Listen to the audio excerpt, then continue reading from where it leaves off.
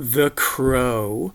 Originally a comic published between the years of 1989 and 1990 by James O'Barr, later adapted into a feature film starring Brandon Lee in 1994, and now recently adapted again into a feature film starring Bill Skarsgård.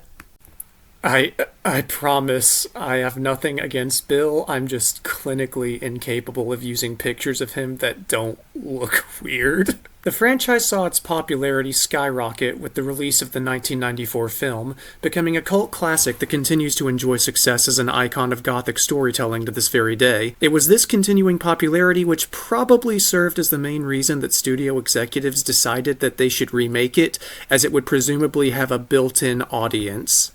And that assumption was very wrong. Now, I myself am a fan of the 1994 film. I think it is a thoroughly entertaining action film with endearing characters and engaging action. Also, let's be honest, John Wick but with goths is such a sick combo. And most of all, I am continually impressed by Brandon Lee's performance as Eric Draven.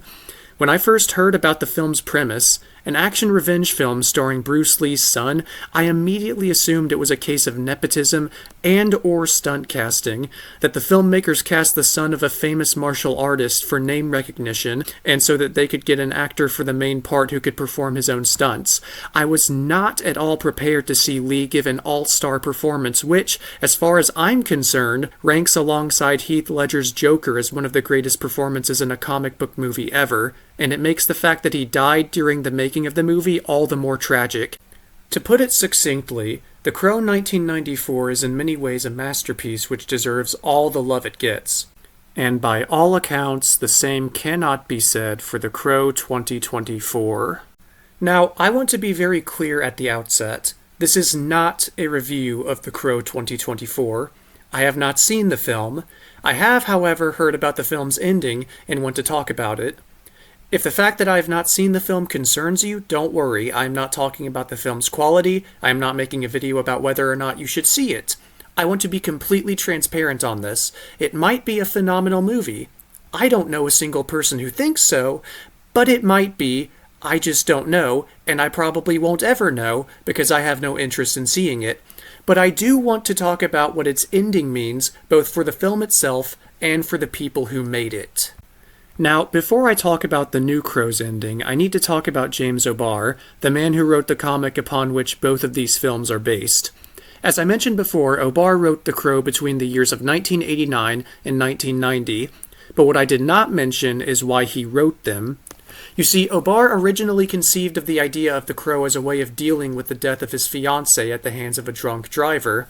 The story of Eric Draven and his fiancée Shelley being assaulted and murdered together, and Eric's return from the dead to exact his revenge on their killers, was a direct allegory for the pain and rage that O'Barr himself was feeling at having the love of his life taken from him in a senseless tragedy. This is why, spoilers for those who have not seen the film, the 1994 movie ends with Eric returning to the afterlife after killing the men responsible for his and Shelley's deaths. The film doesn't feature him or Shelley, or both, returning to life after he has exacted his revenge. It doesn't have a happy ending where the two unfortunate lovers get a second shot at life.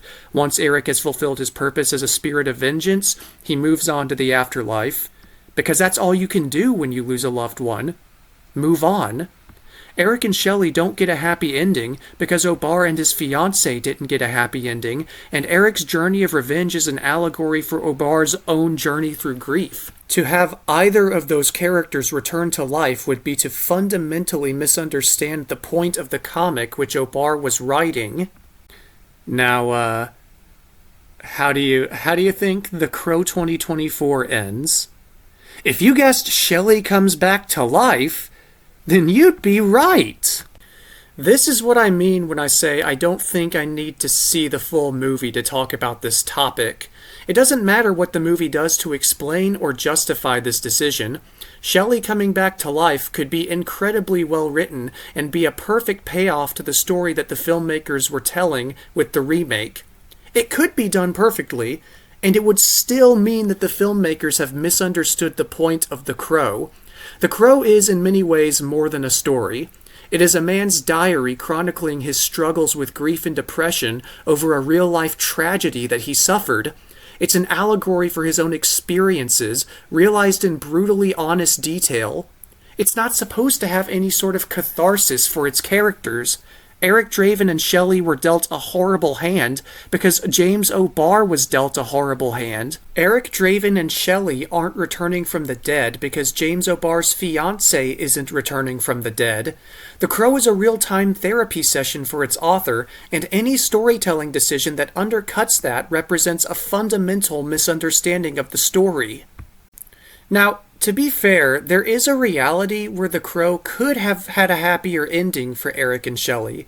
If James O'Barr had written his story as a wish fulfillment fantasy of what he wished could have been, where Eric and Shelley represent idealized versions of the life he had wanted to live with his fiancée, that would also work from a storytelling perspective. But that's not what he wrote.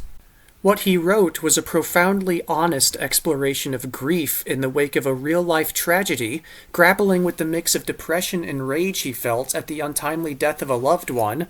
There's no wish fulfillment, no return to how things were, just acceptance of how things are, and moving on. The Crow 2024 is fascinating because it's one of the only adaptations I can think of which I would genuinely argue misunderstands its material. I think most of the time you can just attribute poor adaptations to bad storytelling or lack of talent, but I don't often see adaptations which just miss the point of their source material altogether. This film is definitely one of them, though, and I think that alone is something worth being discussed. Thank you so much for clicking on this video, and especially for sticking around until the end. I hope you found it to be a favorable experience, and I hope that I will see you again next time.